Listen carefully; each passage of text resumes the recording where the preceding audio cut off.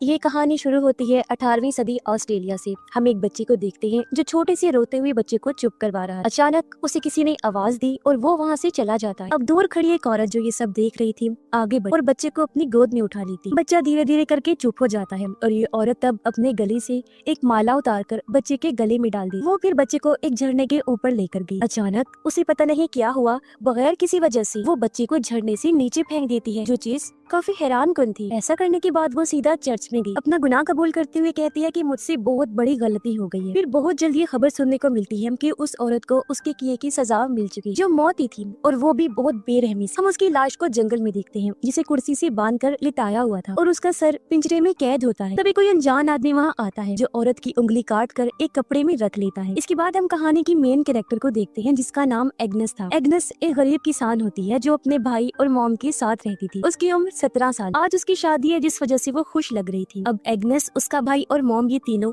अपना सामान एक मालगाड़ी में रख के दूसरे गांव जा रहे होते हैं। ये सब कुछ उसके होने वाले हस्बैंड के लिए हो रहा था। ये लोग जब उसके घर पहुंचे तो पता चला कि शादी की तैयारियां तो अरूज पर हैं। एग्नेस की शादी जिस आदमी से हो रही थी उसका नाम वुल्फ होता है। गांव वाली खुशी से एग्नेस को अपने हाथों पर उठा लेते हैं, जिससे उसे भी काफी खुशी हुई। अब वुल्फ की मॉम एग्नेस को एक एप्रन पहनाती है, जिसके बाद उसके हाथ में एक बच्चे जैसा पुतला पकड़ा दिया जाता है, जो देख एग्नेस समेत सभी काफी खुश नजर आते हैं। दरअसल ये करके उसे समझाने की कोशिश की जा रही थी कि शादी के बाद वो अच्छी वाइफ बने, अपने घर के सब काम कर सके, साथ ही उसे एक और जिम्मेदारी भी मिल जाएगी जो उसके बच्चे की होगी जब वो माँ बने। खैर, उन दोनों की शादी हो जाती है और जब लोग जश्न मनाते हुए नाच गाना कर रहे थे तो वुल्फ एग्नेस को कहता है कि चलो मेरे साथ, मैं तुम्हें कुछ खास दिखाता हूँ। वो उसे सरप्राइज देना चाहता था। उसकी आंखों पर पट्टी बांधता है और उसे एक नए घर में लेकर आता है, जो देख एग्नेस हैरानी से कहती है, लेकिन मुझे तो लगा था मैं तुम्हारी माँ के साथ रहूंगी। वुल्फ जवाब देता है कि वो घर मेरे भाई को मिलेगा, जिस वजह से मैंने अपने जमा किए हुए पैसे और कुछ उधार पकड़कर ये घर खरीदा। एग्नेस ये सुनकर काफी फिक्रमंद हो जाती है।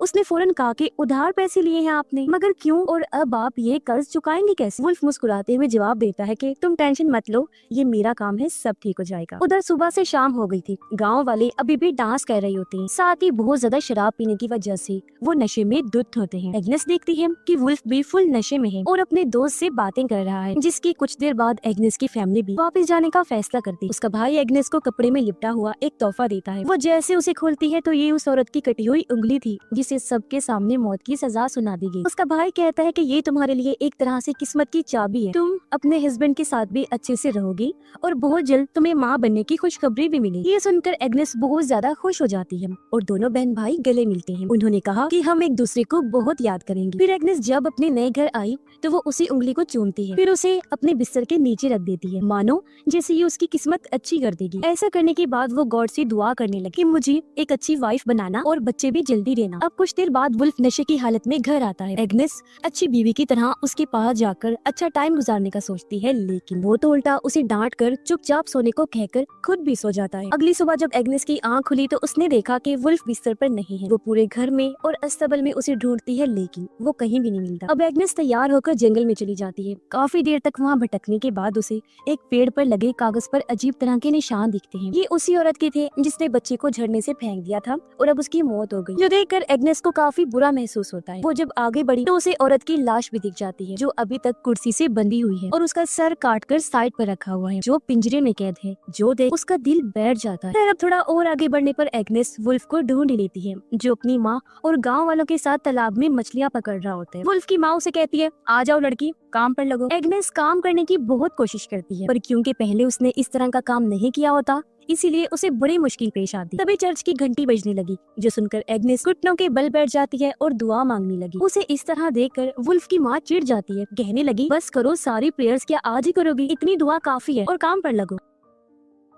अब दोपहर को एग्नेस और वुल्फ की माँ मजदूरों को ब्रेड्स बांट रही होती है। सबको एक एक ही दी जा रही थी। एक आदमी 2 पीस मांगता है, ये कहकर कि मुझे बहुत तेज भूख लगी हुई है। एग्नेस को उस पर तरस आ गया और वो 2 ब्रेड्स उसे दे देती है, लेकिन ये देखकर वुल्फ की माँ एक ब्रेड वापस ले लेती है और कहती है कि दफा हो जाओ यहाँ से, जितना दिया है उसे ही सब्र शुक्र करके खाओ। ये देख एग्नेस को काफी हैरत हुई और बुरा भी लगा। वुल्फ एग्नेस को तालाब के रास्ते घर जाने का रास्ता बता रहा था। वो ये भी कहता है कि अब से काम के मुताबिक कपड़े पहना करो। घर आने के बाद एग्नेस बाकी कामों में लग जाती। फिर शाम को फिर से कटी हुई उंगली को चूमती है और फिर से उसे बिस्तर के नीचे रख देती है, इस उम्मीद के साथ कि उसका हस्बैंड उसके साथ प्यार से रहेगा और उनका बच्चा जल्दी हो जाएगा। लेकिन आज रात भी वो उसे खुद से दूर कर देता है। इससे एग्नेस का दिल टूट गया और वो बाहर अंधेरे में आकर रोने लगती है। अगली सुबह एग्नेस चर्च जाती है और जीसस की बच्चे वाली मूर्ति को देखकर गॉड से अपने लिए बच्चे की दुआ करती है। एग्नेस और वुल्फ की मॉम तालाब पर जाती है कपड़े धोने। तभी यहाँ एक औरत आ जाती है जो माँ बनने वाली। ये औरत भी वुल्फ के घर की वर्कर थी। वो जल्दी एग्नेस से घुल मिल जाती है। फिर दोनों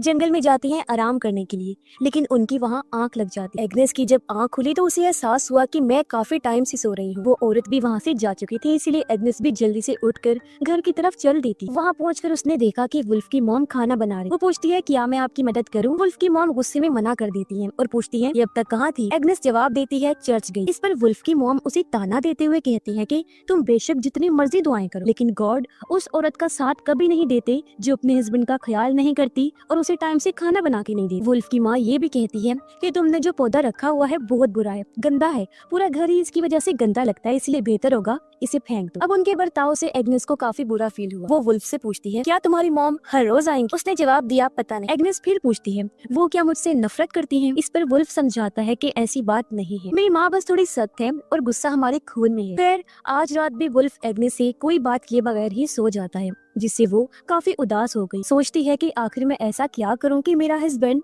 मुझ में दिलचस्पी ले। वो घर के पीछे बने एक पुराने कमरे में जाती है जहां उसने अपना श्राइन बनाया हुआ था, यानी इबादत की जगह। वो गॉड से दुआ करती है। तब एक तितली उसके चेहरे पर आकर बैठ गई। एग्नेस इसे अपने लिए उम्मीद की किरण समझकर खुश हो जाती। फिर अगली सुबह वो जल्दी उठी, तालाब पर जाती है ताकि सबके आने से पहले वो मछलियाँ पकड़ ले, लेकिन वो बेचारी एक भी मछली नहीं पकड़ पाती, उल्टा कीचड़ में फंस जाती है जिससे निकल ही नहीं पा रही। तभी वुल्फ अपने वर्कर्स के साथ वहाँ जाता है जो एग्नेस को ऐसे देखकर परेशान हो गया। कहता है कि तुम्हें यहाँ नहीं आना चाहिए था क्योंकि ये बहुत खतरनाक कीचड़ है, यहाँ पर बहुत सारे लोगों की डूबने से मौत भी हो चुकी है। इस पर एग्नेस कहती है वो बस मैं अपने कल खाना ना बनाने की गलती का बदला दे रही थी। वुल्फ फौरन उसे बाहर निकाल देता है ताकि मछलियाँ डरकर भाग न जाएं। रात के टाइम कोई वुल्फ का दरवाजा खटखटाता है और उसे बताया गया कि तुम्हारे दोस्त के साथ बहुत बुरा हो गया है, इसीलिए वो फौरन देखने निकल पड़ता है। तभी एग्नेस भी पड़ोस में औरत की चीखों की आवाज सुनती है जिससे वो कांप उठी। लाइट लेकर पड़ोसन के घर चेक करने जाती है कि आखिर हुआ क्या है। वहाँ पहुंचकर उसने देखा कि वुल्फ की दोस्त के घर के बाहर बहुत सारे आदमी जमा हैं, क्योंकि वुल्फ के दोस्त ने खुद को फांसी पर लटका कर अपनी जान ले ली। वो आदमी उसकी लाश को लेने आए और उसकी मॉम रो रही और आदमियों से मिन्नतें कर रही थी कि प्लीज इसे मत लेकर जाओ, लेकिन कोई उसकी बात नहीं सुनता। वो उसकी लाश को एक कैरेज पर रखकर वहाँ से ले जाते हैं। ये सब देखकर एग्नेस काफी डर गई। वो सहमी हुई घर लौट आती है, दुआ करने लगी कि मैं हमेशा हर बुराई से बची रहूं। अगले दिन वहाँ पर फादर आए। वो कहते हैं कि वुल्फ के दोस्त की लाश को दफन नहीं करना क्योंकि अपनी जान लेना बहुत बड़ा गुनाह है। शुरुआत में जिस औरत ने बच्चे को झरने से फेंका था वो उसका अपना ही बच्चा था, लेकिन उसने तो अपना गुनाह कबूल कर लिया था, तो उसे फिर भी तकरीबन माफ कर दिया गया। माफी भी किया कि दर्दनाक मौत तो फिर भी उसे दी गई, लेकिन क्योंकि उसने अपना गुनाह कबूल कर लिया था इसलिए उसकी आत्मा हेवन यानी जन्नत में जाएगी। और वुल्फ के दोस्त ने खुद अपनी जान लेकर इतना बड़ा गुनाह किया कि उसकी आत्मा गुम हो गई है और वो पक्का हेल यानी जहन्नुम में ही जाएगी। चर्च से बाहर आने के बाद एग्नेस देखती है कि वुल्फ के दोस्त की लाश को बाकी गुनाहगारों की लाशों के साथ सड़ने के लिए कूड़े में फेंक दिया है। अगले दिन एग्नेस जब खेतों में काम कर रही थी तो उसे फीमेल वाला मसला हो जाता है, जिससे वो बेचारी मायूस होकर रोने लगती है क्योंकि उसने माँ बनने की दुआ की।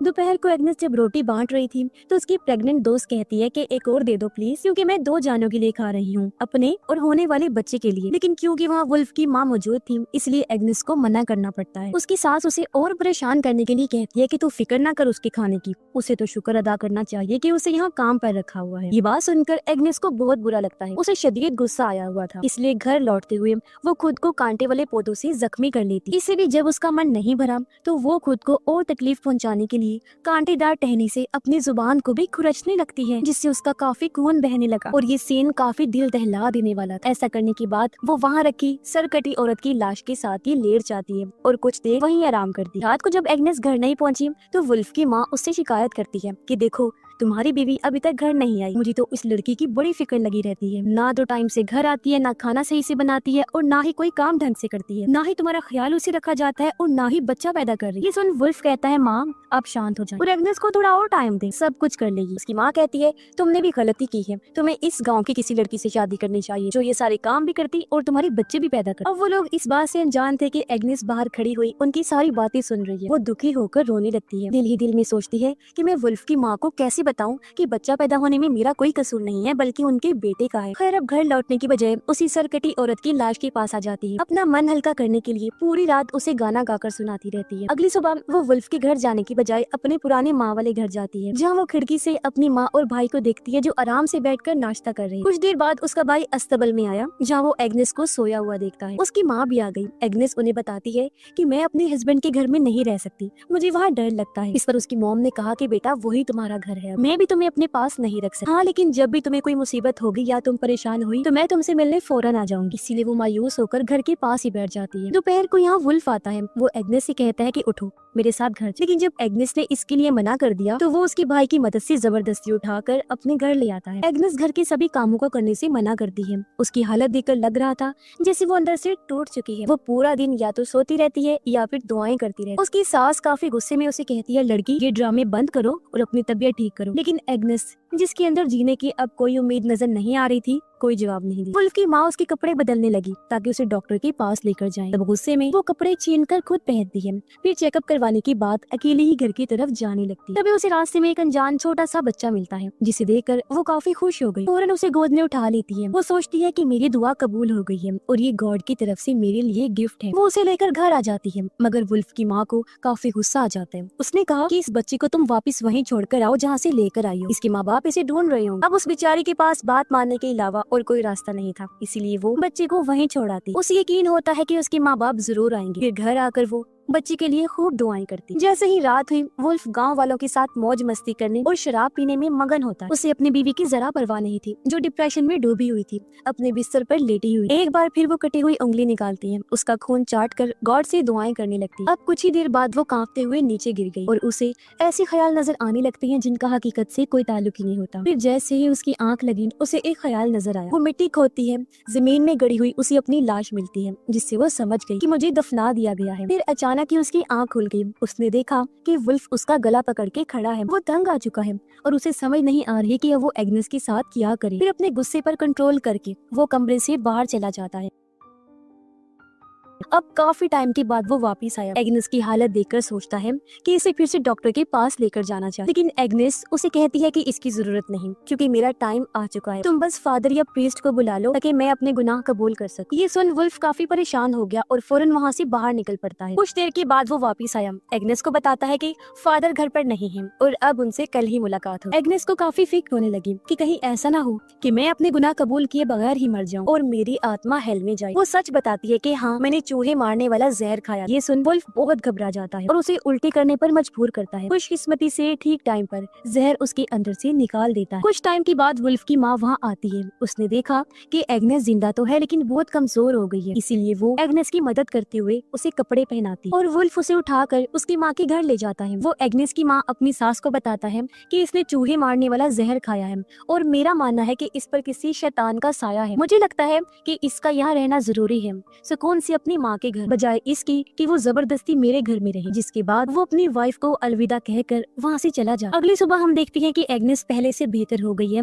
और अपने कमरे की साफ सफाई करती, फिर तैयार होकर अपने घर वालों को अलविदा कहकर घर से निकल जाती है। वो जंगल में पहुंची, जहाँ उसे बच्चों का एक ग्रुप नजर आया जो खेल रहे थे। एक बच्चे से पूछती है, क्या तुम मुझे यहाँ के श्राइन के बारे में बता सकते हो? मैं तुम्हें पैसे दूंगी। बच्चा इसके लिए मान गया और जब ये दोनों श्राइन तक पहुँचे तो एग्नेस उसे कहती है कि तुम भी मेरे साथ दुआ करो। बच्चा मान गया और ये दोनों श्राइन के अंदर जाकर दुआ करने लगते हैं। लेकिन अब अचानक एग्नेस लड़के की गर्दन में चाकू घुसा देती है, जिससे वो जख्मी होकर नीचे गिर गया। एग्नेस उसे पकड़ लेती है। बच्चा गिड़गिड़ाता है, प्लीज मुझे मत मारो, लेकिन वो कई बार चाकू से वार करके उसकी जान ले लेती। फिर उसकी लाश को देखकर कहती है, अब तुम गुनाह नहीं करोगे, तुम बच्चे भी थे, इसलिए गॉड की नजर में तुम एक फरिश्ता बन चुके। फिर वो चर्च गई। अगले दिन फादर से मिलने की बात करती है। रात में वो अपने बाल काट लेती है और अगले दिन फादर के सामने अपने सभी गुनाहों को कबूल करने लगी कि मैं सबसे पहले अपने हस्बैंड को खुश नहीं कर सकी, फिर मैंने अपनी सास के बारे में उल्टा सीधा सोचा, अस्तबल के जानवरों की भी देखभाल नहीं कर सकी और कोई काम ठीक से ना करके अपने इन लोगों पर मुसीबत लाई। आगे वो कहती है, मैंने एक अच्छी बीवी बनने की बहुत कोशिश, लेकिन मैं नाकाम रही और मैंने यही सोचकर चूहे वाला जहर खा लिया था कि कोई मेरी मदद नहीं कर सकता। इनके अलावा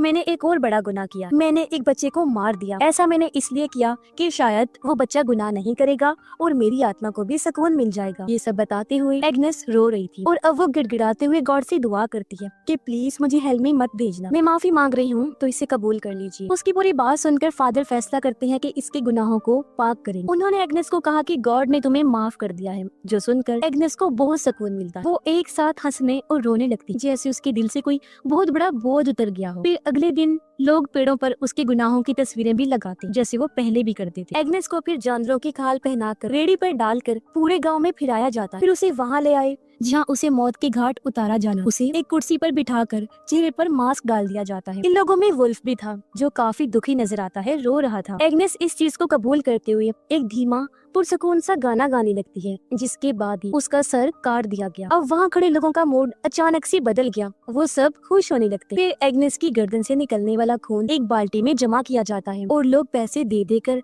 अपने कप्स और ग्लास को भरने लगते ताकि पी सके, क्योंकि उनका मानना था कि उसने अपने गुनाहों को कबूल किया, उसकी दुआ और माफी कबूल हुई, इसीलिए उसका खून प्योर है, पाक है और उसका खून उनकी जिंदगी में खुशहाली लाएगा और अच्छी किस्मत देगा। अब गांव वाले खुशी से झूम उठे, नाचने लगते, जबकि एग्नेस का सर एक पेड़ पर लटका दिया जाता है। और एग्नेस की कहानी के खात्मे के साथ ही ये फिल्म भी इधर ही खत्म हो जाती है।